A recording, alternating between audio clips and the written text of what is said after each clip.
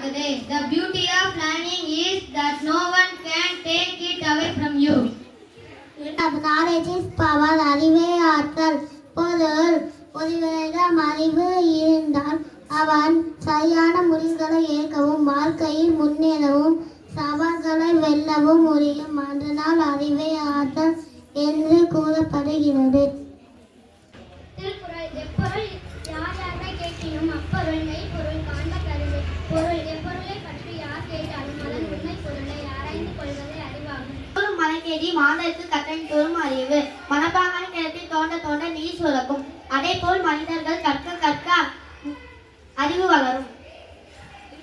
குறள் ஏழில் ஒருவனுக்கு கல்வி கற்றதால் மாடல மற்றவையவை. பொருள் ஒருவனுக்கு அறிவில்லாத சிறந்த செல்வம் கல்வியே. மற்ற செல்வங்கள் எல்லாம் செல்வங்களை மாற்றப்படும். அம்மையாது உலகனி யார் யாக்கும் வானின்றி அம்மையாது ஒழுக்கு. பொருள் நீர் இல்லாமல் இவ்வுலகத்தில் வாழ முடியாது. அதுபோல மழை பெய்யவில்லை என்றால்